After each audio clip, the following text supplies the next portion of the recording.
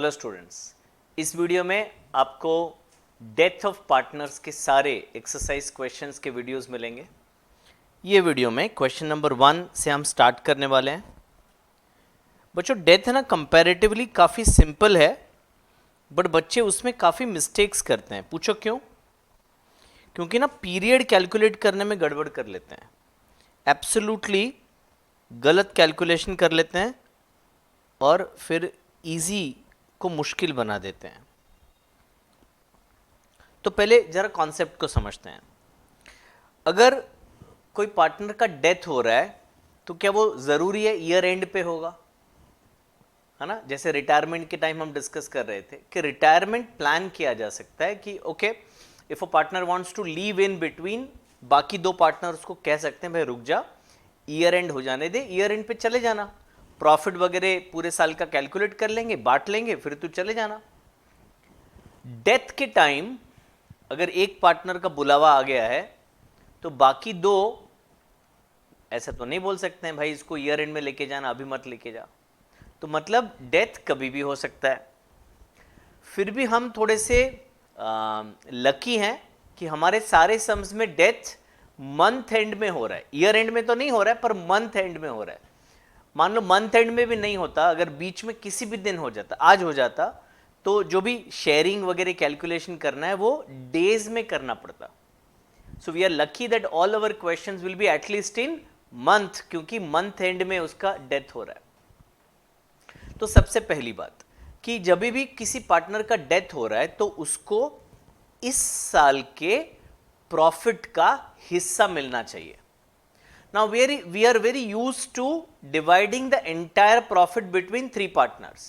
जितना साल का प्रॉफिट हुआ उसको तीनों पार्टनर में डिवाइड कर दो, जो भी रेशियो दिया है।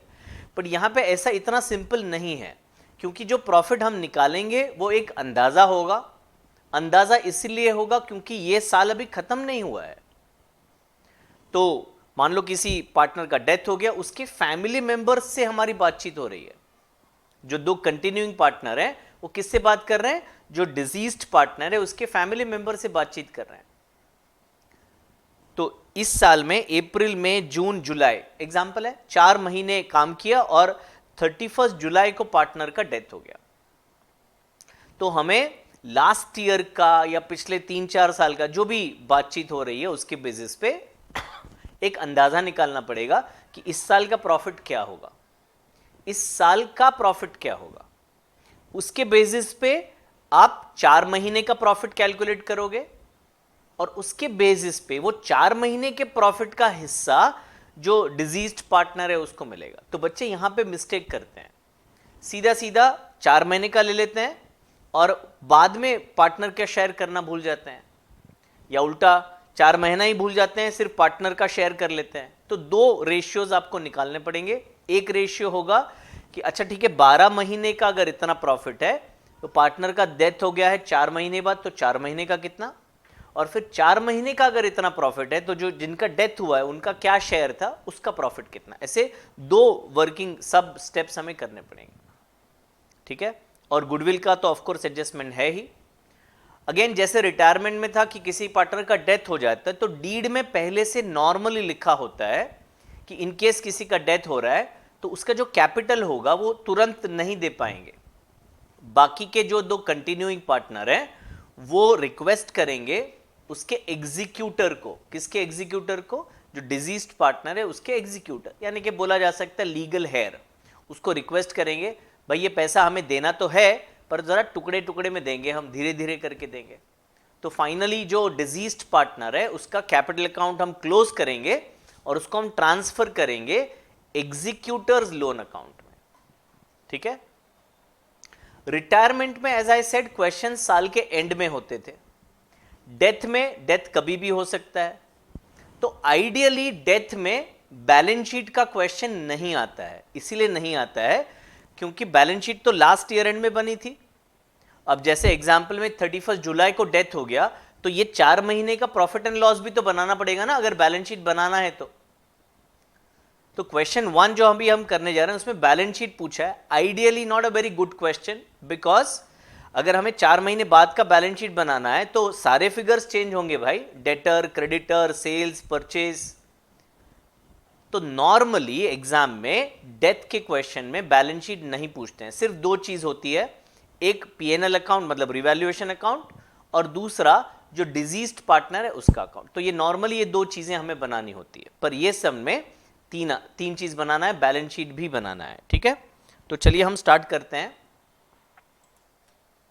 ओके, तो Rajesh, Rakesh and Mahesh were equal partners, equal partner, 1/3 each. Their balance sheet on 31st March is as follows: capital, creditors, bills payable, bank loan, land, furniture, debtors, stock and cash. Mr. Rajesh died on 30th June. सबसे पहले calculate करो कि इस साल कितने महीने वो हमारे साथ थे। तो अप्रैल में थे, मई में थे और जून में थे। सो 3 months he was with us and the following adjustments were agreed. Furniture revalue करना है 340, यहां पे डॉट लगा देते हैं। लैंड डेप्रिशिएट करना है 10% से, इधर डॉट लगा देते हैं। आरडीडी यानी डेटर को रिवैल्यूएशन करना है। Profit up to the date of death of Rajesh is to be calculated on the basis of last year profit which was 1,80,000। तो 1,80,000 क्या है? लास्ट ईयर का प्रॉफिट है, लास्ट ईयर का प्रॉफिट है 1,80,000। तो 1,80,000 अगर साल का प्रॉफिट है तो 3 महीने का प्रॉफिट कितना होगा, और 3 महीने का प्रॉफिट जो दिया है उसके बेसिस पे हम फिर कैलकुलेट करेंगे कि हमारा जो राजेश जा रहा है उसका शेयर कितना होगा। ठीक है बेटा, सॉरी, ओके। और कैलकुलेट क्या करने बोला है? Profit and loss adjustment, partners capital and balance sheet. मैंने बोला बैलेंस शीट नहीं पूछना चाहिए, अभी पूछा है तो क्या करेंगे, हम सॉल्व करते हैं। तो जैसे रिटायरमेंट कर रहे थे एग्जैक्टली वैसे करना पड़ेगा। तो पहले बैलेंस शीट बनाना है तो पहले पूरा लायबिलिटी अकाउंट ओपन करते हैं, उठाते हैं वहाँ से और कैपिटल में पोस्टिंग करते हैं। तो क्वेश्चन आपके साथ में रखिएगा। कैपिटल अकाउंट का फॉर्मेट यहाँ पे नहीं है तो मैं बना लेता हूँ फॉर्मेट।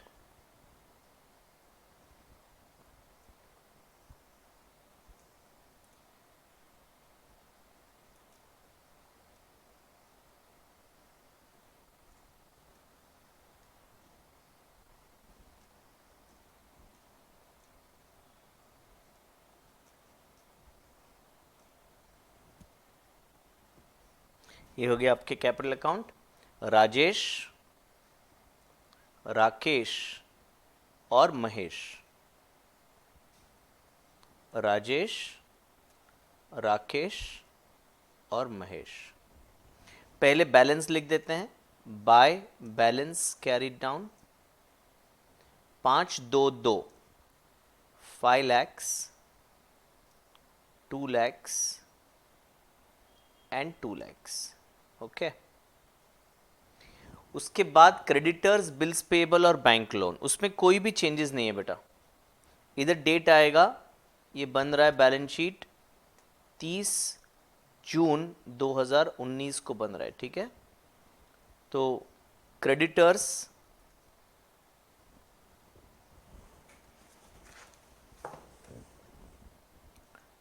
क्रेडिटर्स 90,000 दिए हैं क्वेश्चन में। उसके बाद बिल्स पेएबल 60,000 दिए गए हैं। और उसके बाद है लोन, बैंक लोन है 1,50,000। ठीक है, तो लायबिलिटीज कंप्लीट हो गई। अभी एसेट साइड पे आते हैं। लैंड, फर्नीचर, डेटर तीनों में एडजस्टमेंट है तो इनर कॉलम में लिखेंगे, स्टॉक और कैश को आउटर कॉलम में लिख सकते हैं। ओके, तो land and building inner column में, इसको थोड़ा छोटा कर देते हैं।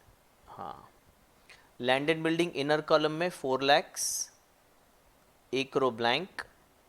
फर्नीचर 3 lakhs, एक रो ब्लैंक। फिर डेटर्स 3 lakhs, एक रो ब्लैंक। फिर स्टॉक में बेटा कोई एडजस्टमेंट नहीं है तो स्टॉक को मैं सीधा बाहर लिख दूं 1 लाख। फिर कैश, कैश में भी कोई एडजस्टमेंट नहीं है बेटा, तो 1 लाख बाहर लिख दिया। तो ये एसेट साइड का सारा पोस्टिंग हो गया। अब 1 बाय 1 एडजस्टमेंट लेते हैं। Rajesh died on 38 June. Furniture, मैं यहां पे आपको दिखा भी देता हूं, furniture was to be adjusted market price 340। Land 10% से डाउन हो रहा है, लैंड एंड बिल्डिंग, ठीक है। तो फर्नीचर 3 lakhs का है और अप्रिशिएट हो रहा है, एड अप्रिसिएशन 40,000 से, तो बाहर आ गया 3,40,000, ठीक है। लैंड डेप्रिशिएट हो रहा है, लेस डेप्रिसिएशन 10% बोला गया है, 40,000। तो ऐसे देखा जाए तो फिट्टूस हो गया, एग्जैक्टली 40,000 बढ़ा और 40,000 कम हुआ। इसका दोनों का पोस्टिंग करते हैं। तो बाय फर्नीचर 40,000 क्रेडिट साइड पे इनकम हुआ है, गेन हुआ है, और to land and building debit side पे 40,000। तो ये पहले दो एडजस्टमेंट हो गए हमारे। आरडीडी 5% प्रोवाइड करने को बोला गया है, ठीक है। तो डेटर्स हैं 3 lakhs लेस आरडीडी 5%, तो ये 15,000 हो गया। ये माइनस करेंगे तो 2,85,000 हो गया, और ये रिवैल्यूएशन में हमने डेबिट कर दिया टू आरडीडी 15,000 रुपया। अभी वर्किंग नोट 1 बनाते हैं। वर्किंग नोट 1 लिखते हैं, क्या लिख रहे हैं? शेयर ऑफ, कौन भाई साहब गए? Rajesh for April to 30th June, 1 April से 30 जून, कितने महीने? 3 महीने, ऐसा लिख लेते हैं बेटा, 3 months। तो प्रॉफिट ऑफ लास्ट ईयर का प्रॉफिट उन्होंने कहा है 1,80,000। तो राजेश तो हमारे पास 3 महीना था, तो प्रॉफिट ऑफ 3 months कितना हुआ बेटा? तो सर 1,80,000 को आप 12 से डिवाइड कर दो पहले, और फिर 3 से मल्टीप्लाई कर दो, तो ये आपका आ जाता है 45,000। ये 45,000 3 महीने का प्रॉफिट है, पर क्या राजेश का हिस्सा है क्या? नहीं, ये फर्म का प्रॉफिट है ना। तो अभी शेयर ऑफ राजेश 1/3 शेयर बोला गया है, तो 45,000 इंटू 1/3, तो ये हो गया 15,000। अब इसका जर्नल एंट्री बहुत इंटरेस्टिंग है। ये 15,000 एक्चुअली है क्या? तो जो कंटिन्यूइंग पार्टनर है वो जो एंड में प्रॉफिट शेयर करेंगे उसमें से 15,000 अभी इसको दे रहे हैं, इसको मतलब उसके फैमिली मेंबर को। आई विल रिपीट दिस, ये 15,000 है क्या? एक्चुअली तो इस साल का प्रॉफिट हमें पता नहीं है, तो जो कंटिन्यूइंग पार्टनर है वो क्या कर रहे हैं कि हमारे इस साल का जो प्रॉफिट हम एंड में बांटेंगे उसमें से अभी हम 15,000 निकाल के इसके फैमिली मेंबर को दे देते हैं। तो टेम्पररी एक अकाउंट को डेबिट किया जाता है और उसको नाम दिया जाता है पीएनएल सस्पेंस अकाउंट। ये एक टेम्पररी अकाउंट है, इसीलिए सस्पेंस अकाउंट नाम दिया जाता है। इसमें सस्पेंस कुछ है नहीं। और ये किसको क्रेडिट करेंगे? ये क्रेडिट करेंगे हम राजेश को, राजेश कैपिटल अकाउंट, 15,000 रुपया। तो कैपिटल अकाउंट तो समझ में आया सर, कैपिटल में क्रेडिट करोगे। पीएनएल सस्पेंस कहां लिखोगे? तो इसको टेम्पररी हम एसेट साइड पे लिखेंगे। साल के एंड में ये अमाउंट को पीएनएल में डेबिट कर दिया जाएगा, और फिर बचा हुआ प्रॉफिट दो कंटिन्यूइंग पार्टनर अपने प्रॉफिट शेयरिंग रेशियो में शेयर कर लेंगे। समझ आ गया सर? ठीक है, तो दोनों पोस्टिंग साथ में करते हैं। पीएनएल सस्पेंस में 15,000 लिख लेते हैं, और राजेश की कैपिटल में राजेश के कैपिटल में बाय पीएनएल सस्पेंस कितना? 15,000। ओके, अभी पीएनएल एडजस्टमेंट को क्लोज करते हैं। 55 डेबिट में दिख रहा है, यही 55 यहाँ लिखा, 15,000 का लॉस दिख रहा है बेटा। ये तीनों में बाय कैपिटल, राजेश, राकेश और महेश इक्वल पार्टनर है, तो 5,000 डेबिट होगा। कैपिटल अकाउंट में डेबिट करेंगे क्योंकि ये लॉस है, तो ये इधर डेबिट हो जाएगा। टू P&L एडजस्टमेंट अकाउंट 5,000, 5,000 और 5,000। एक्चुअली है ना, राकेश और महेश जो है ना बहुत जालिम है। सर कैसे बोल रहे हो आप जालिम है? बताता हूं। ये पार्टनर है जो जिसका देहांत हो गया, गुडविल का तो कुछ क्रेडिट दिया ही नहीं। ये क्वेश्चन में गुडविल का कुछ बताया नहीं है। नॉर्मली डेथ के क्वेश्चन में गुडविल होना चाहिए, ठीक है, तो नहीं बताया तो क्या करेंगे, नहीं लिखेंगे। तो अब क्या करो, अब पहले जो डिजीज्ड पार्टनर है ना उसको क्लोज करो। क्या हम अभी उसको कुछ पैसे दे रहे हैं? नहीं दे रहे हैं, कुछ क्वेश्चन में बताया तो है नहीं। तो पहले राजेश को क्लोज करो, 515 और 515, तो 5,10,000 बैलेंसिंग फिगर आएगा। इसको ऊपर लिखो आप, और इसको क्या लिखोगे, ये पैसा रिटायरमेंट में हम पार्टनर के नाम से लिखते थे, यहां पे एग्जीक्यूटर लिखना पड़ेगा, एग्जीक्यूटर्स लोन अकाउंट। ये पैसे आप किसको दोगे अभी? तो जो भी एग्जीक्यूटर होगा, जो लीगल हेयर होगा, उसको मिलेगा। तो बैलेंस शीट में आएगा एग्जीक्यूटर्स लोन अकाउंट, और ये अमाउंट आ जाएगा 5,15,000। अभी बाकी दोनों के अकाउंट क्लोज करते हैं। तो दोनों में 2 लाख है, यहाँ पे भी 2 लाख लिख दिया, और ये बैलेंसिंग अमाउंट जो है वो 1,95,000 आ गया। दोनों का सेम आ गया 1,95,000 टू बैलेंस कैरीड डाउन। तो ये कैपिटल का बैलेंस हमने लिख दिया, कैपिटल राकेश और महेश 195 एंड 195। ये टोटल अगर मैं कर दूं तो 3,90,000 आएगा। और अभी मैं चेक करता हूं कि मेरा बैलेंस शीट टैली हो रहा है या नहीं।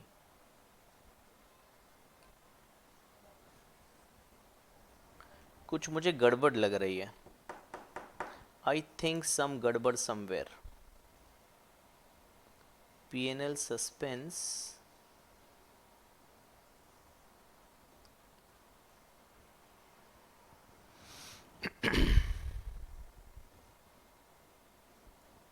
चेक करता हूं बेटा क्या गड़बड़ है।